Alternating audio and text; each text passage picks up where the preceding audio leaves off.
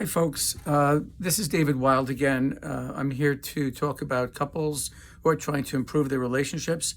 I'm a couples and family therapist. I've been doing this for almost 30 years, and I'm presenting this series of videos to help couples navigate and negotiate relationships so that they can be happier, healthier, more joyful. So, I just want to set up some foundational tips that I usually start with couples and with families as well. The goal is to create a safe space so that everybody can really express their feelings without fear of whatever is being said being used later as ammunition, that everything that is said is sacred in a couple session, that is, and a family session, and that is vital. What's really important is that nobody when we're dealing with feelings, nobody is wrong. Okay, I say this over and over again. Nobody is wrong. Feelings are never wrong, right? Feelings can be misguided. Feelings can be. There's a term that we used to use in the profession called, the term is neurotic, meaning that they're not necessarily rational based on the circumstances. They may be based on childhood wounds. They may be based on misperceptions. They may be based on, just your history in relationships, triggers. But they're never wrong in the sense that they're not real. Feelings are real. And what we want to do is we always want to be able, if and when possible, to validate, to be able to hear each other. And whenever someone says that's not right, what you just said is wrong, and the person was saying, I'm angry, or I'm pissed off, I'm scared, I feel alone, I feel ignored, I feel unloved. There's never a wrong to that.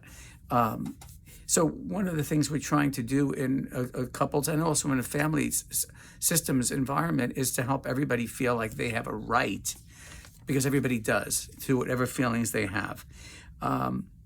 So how do we do that?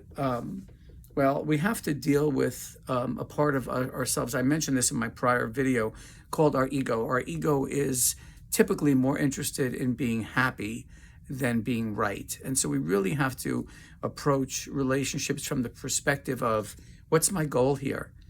Is my goal being right, or is my goal being happy? And if your goal is being happy, and you really mean that, you have to let go of being right sometimes in order to hear each other. Okay? With that in mind, the most important thing is to be able to identify feelings, to be able to identify what it is that you're feeling. And in the last video, I presented a circle, what I call peeling the onion, which is just a map of how to identify primary feelings, knowing that primary feelings and the buckets, the major buckets of primary feelings that I refer to are feelings of sadness, which go from feeling empty to feeling a little sad, a little lonely, a little blue, to feeling despairing. For some people, it can be feeling somewhat, absolutely desolate, desperate, and even, and hopefully not for you, but sometimes suicidal feelings are on the extreme of that bucket of emptiness. It can come from feeling alone, disconnected, loss. The next bucket that I talked about before was the bucket of, when I say a bucket, a category, the bucket of feelings that involve fear. The first bucket of feeling empty is part of life, right? I mean, part of our experience, especially with loss. If we lose someone, lose a relationship, even lose a job, lose a pet, lose even just the fantasy of a relationship. What we thought we had is not what it turns out to be. There's sadness, there's emptiness. So part of this is human and normal. When it becomes chronic, meaning that you can't break it, or you can't get out of that hole, like that rabbit hole. Sometimes there are chemical disturbances, basically meaning that there's chemical imbalances, which will produce what we'll call depression, clinical depression. So even though sadness and emptiness can be part of life, how we navigate them, how we deal with them, so that they don't become chronic and become literally result in changes in brain neurology is very, very important. The second category, and I was talking about this before, is the whole category of anxiety, of fear. Fear goes to, and I'm going to reach out here now just to get the piece of paper, and I haven't yet automated this process yet enough to be able to have all these diagrams on slides or somehow be able to pull them up, but I will probably do that at some point. The second category, and again, this is the category that I refer to as fear. This is the category that involves worry about the future, what's going to happen. And obviously, when it's about fear, it's about what's going to happen that I don't want to happen, or what's not going to happen that I do want to happen, right? So these are all human emotions. And of course, if we're stuck in that place of not being able to get out of fear, out of worry, it's chronic. We frequently will call it anxiety, right? Particularly if there's not an immediate threat. There's not a bear in your backyard, which we get bears in our backyard.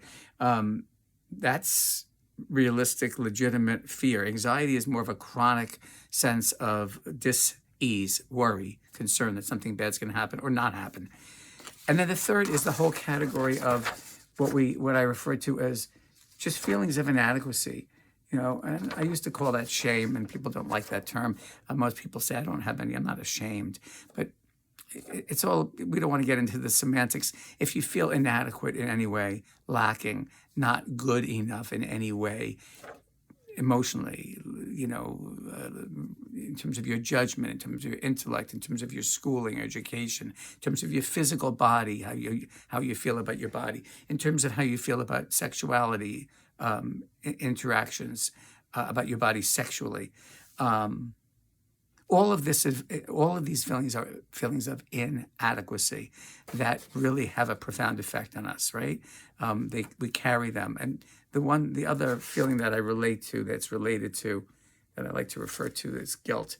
So if inadequacy is a feeling that I'm not good enough, guilt is a feeling that I have done something, said something, even thought something, or I am thinking, things I shouldn't be thinking, doing things I shouldn't be doing. Acts, deeds, and thoughts. So, but the difference is that guilt doesn't go to who you are as much as it goes to what you've done, thought, said, etc. Inadequacy goes to the feelings of I'm just profoundly inadequate. I'm not good enough, and a lot of those things come from our belief systems that we pick up as kids. Not all, but many do. I would say the vast majority come from belief systems. Frequently, they get passed down from our parents or their parents. I'm a strong believer in something called the pain body.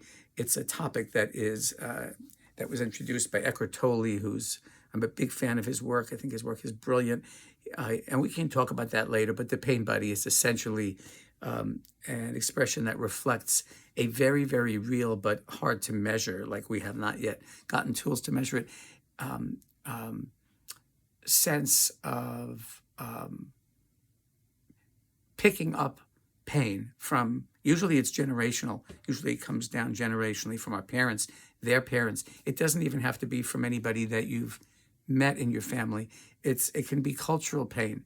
We're all pretty much, almost everybody here is an immigrant in one way or another.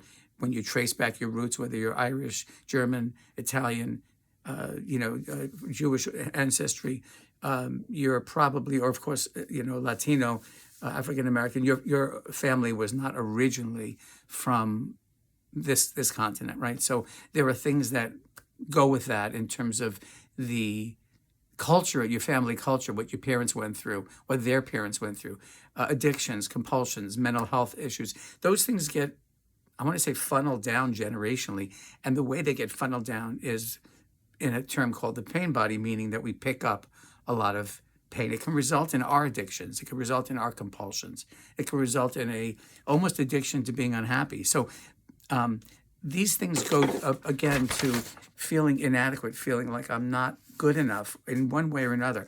Pretty much everybody that walks through my door of my office, meaning, or that I see online, I do a lot of remote work, virtual work as well, has some feeling of I'm not good enough or worthy enough. So it's not an uncommon sense of discomfort, but it is a very sort of toxic in the sense that we need to work with it. We need to figure out how to let that go, how to change the beliefs. Again, none of these feelings are wrong. They're not wrong because you feel them. They're in you feel them in your body, perhaps. You may not feel them in your body. It's good to be able to learn how to feel them in your body, something we can talk about, because that's where they seem to reside, is in your body. They affect your body. They affect your heart. They affect your stomach. When people use terms like, I can't stomach him or her or that situation or my boss, just think about that term for a moment, right? What does that mean? I can't stomach it. We use that term. It's almost like I can't stomach it. It's sort of, sometimes our stomach responds with constipation, diarrhea, other kind of, irritable bowel syndrome, Crohn's disease. Or when you think of the term heartache, it really is something that relates to what we call our heart, right? Our heart center, our fourth chakra. We can talk in terms of chakras, also energy centers.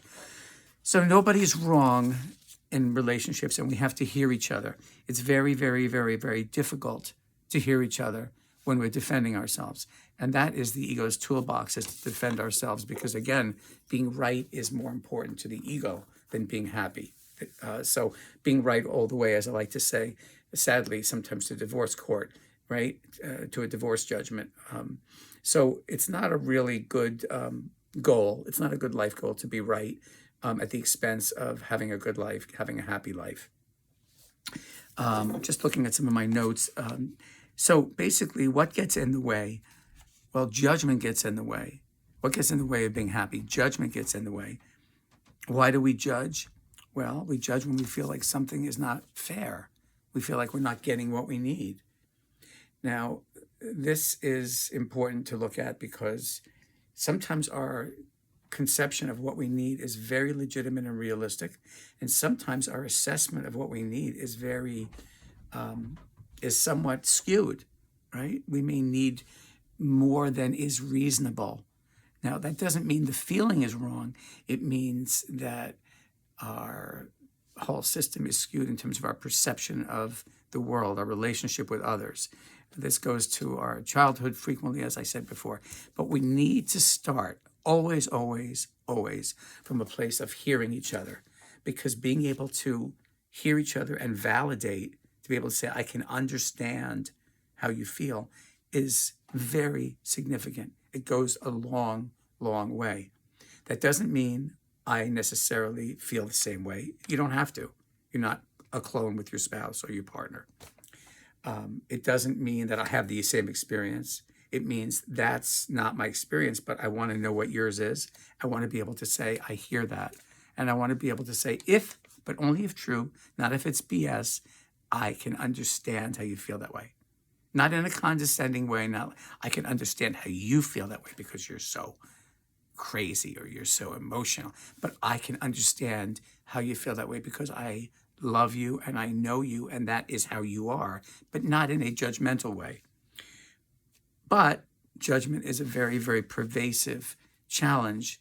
A big part of the ego is always judgment. The ego's goal is to keep us separate and to feel different, to feel separated or different or alone or unloved.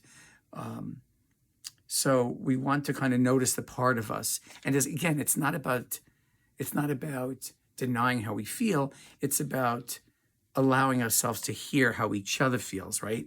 So when I talk about the ego, it's not about representing what you feel. I'm talking more in the realm, for now, of listening, hearing what somebody else is feeling. And the best way to hear each other is to take turns, okay? In other words, taking turns and communicating. If I say, I'm really pissed off at you, and you say, well, you know what? That makes me pissed off at you because I haven't done anything. I haven't done anything, so you have no right to be pissed off at me. Well, now we have a circular problem, right? Because nobody's getting hurt, right? So person A who says, I'm pissed off, needs to discover, and always, always, always the pissed off, just to remind you, the anger comes from any combination of what's inside the circle. They all lead, well, not only to anger, but that's one very big place they lead to anger. They could also lead to checking out, to withdrawal, to checking out, or they could lead to addictions and compulsions, or they could lead to physical illness, physical somatic problems. But the bottom line is that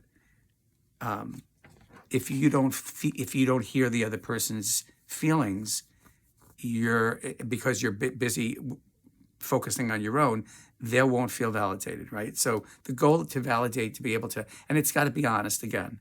So to validate, you need to be able to say, I can understand. And if you can't honestly say that and sincerely say that, then the answer is, I don't understand how you feel, which opens up another level of, let's talk about it. Maybe you don't understand my life perspective. Maybe I'm a more anxious person than you are. Maybe I have to work on that. Maybe that's something I want to work on, but maybe for now or going forward, that's just who I am. Those are things that we have to navigate.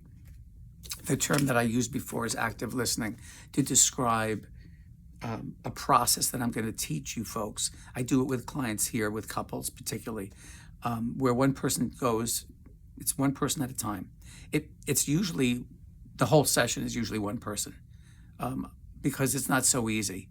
The challenge with active listening is that one person is the listener, one person is the speaker. You can think of it as the transmitter and a receiver, a one-way radio. It's not it's not a two-way radio. It's not a cell phone.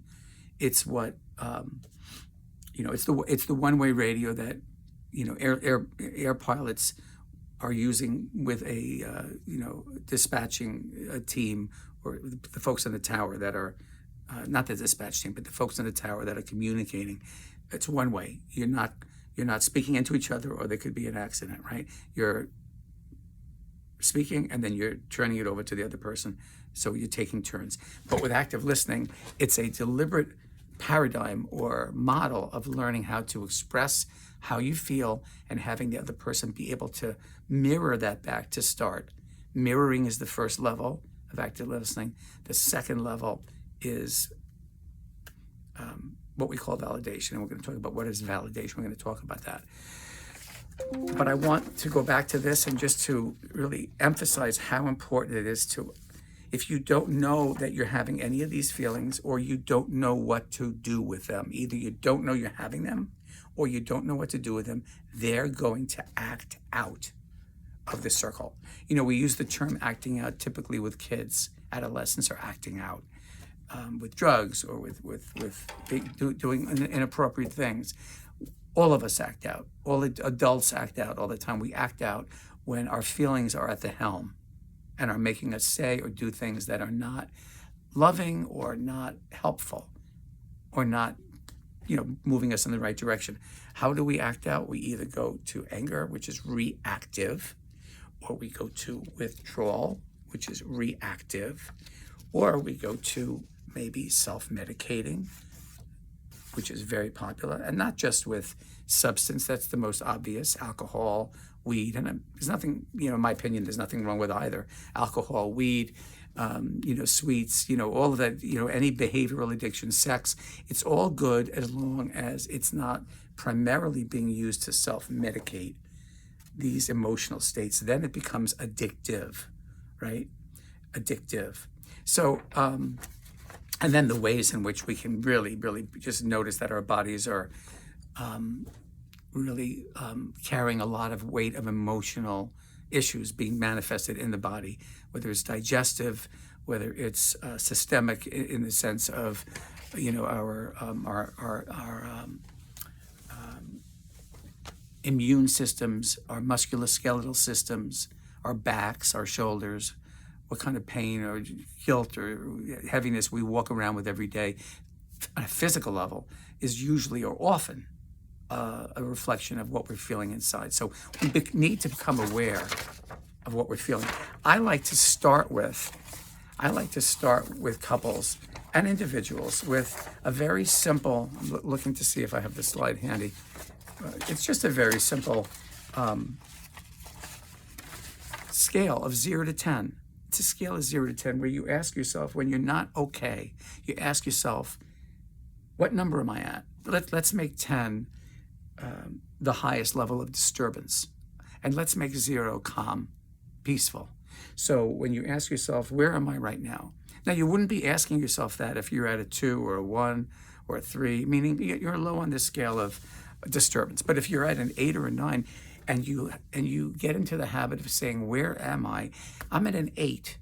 I'm at an 8 or a 9 even, which means I'm really not okay. And when I say not okay, I could be angry, I could be sad, I could be feeling embarrassed, I could be feeling guilty, I could be feeling lonely, I could be feeling just high anxiety, I could be feeling craving for my drug of choice, whether it's substance or behavioral.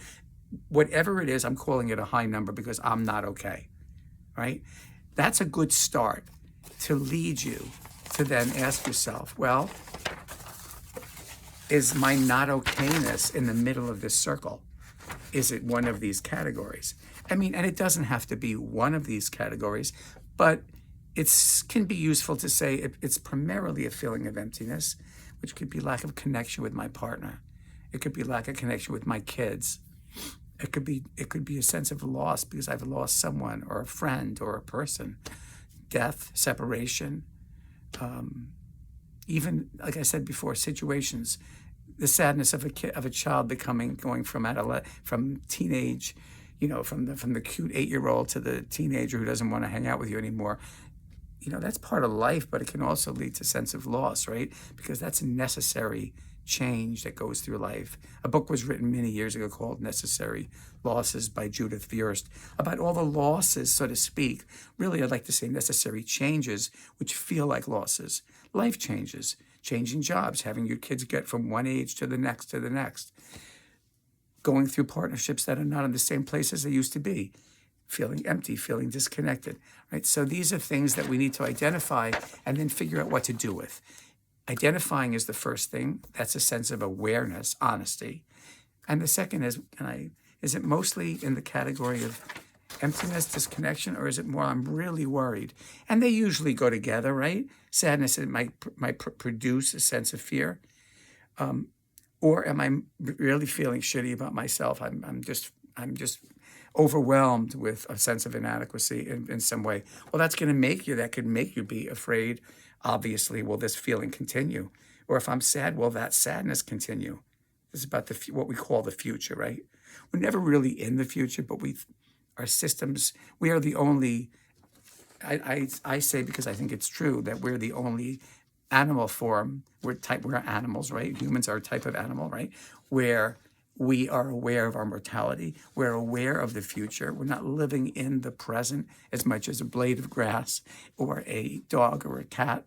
As much as we're aware of the experience of other life forms, we're the only life form that we know of that's aware of the concept of our mortality, of loss, of things changing. And that produces the experience of fear.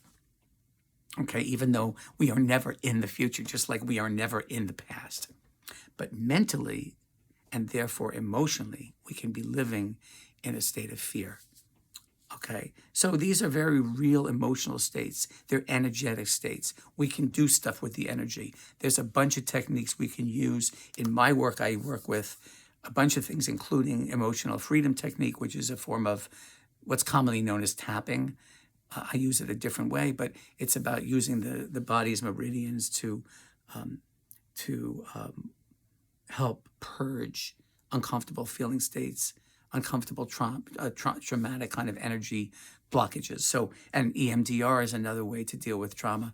So I'm getting far afield here, but I just want to say that if you don't know that you're not okay, you're not going to be able to take steps to help yourself deal with the feeling. So that's the first step, is on a scale of 0 to 10, where am I? And it's not something to be obsessive about, walking around going, where am I constantly? But if you're not happy with any kind of frequency that feels concerning, you can start to notice, where am I? I'm at an 8 again, or I'm at a 7. Something's bothering me. Is it one of these categories? Which is predominant? Or are they all? And then now you want to notice that, because you don't want to react. Everything on the outside of the circle in one kind of way is reaction. This is a biological reaction, right? And these are sort of emotional reactivity reactions, as are going to the martini or the weed or the overeating, oversexing, over shopping, over gambling excessively, anything that is giving us what we call a dopamine hit, right? I'm going off in a lot of directions here, but I'm just trying to take us to the next step of starting to have a safe space where we can respect each other's feelings, where we can hear. That's a big deal, a very, very, very big deal, right? And for a lot of people, just being able to get there allows a softening sufficiently that the relationship gets closer meaningfully, even when we're not necessarily doing anything other than just being able to hear. It's very common for women more than men to say, you just keep trying to fix things, but you're not listening. I don't feel that you're present. Men say it too, but we tend to hear it more from women, if I can generalize, in terms of my practice and my life. So men frequently have to learn that fixing can be being present. Fixing does not always involve doing. Doesn't always involve a hammer and a nail or a screwdriver. Being obviously very, ridiculously sexist here, but it doesn't involve an act. It involves a presence. That's a fix. That can be a fix. So that's a big deal, and that's a big learning curve for a lot of people, how to listen, how to be present. We can talk more about that. Thank you for all your time. We'll have more videos coming up. If you like this video, please like it, and there should be a place to like it, and subscribe to my videos so you'll be able to see when my next one is out. Have a great day. Thanks so much.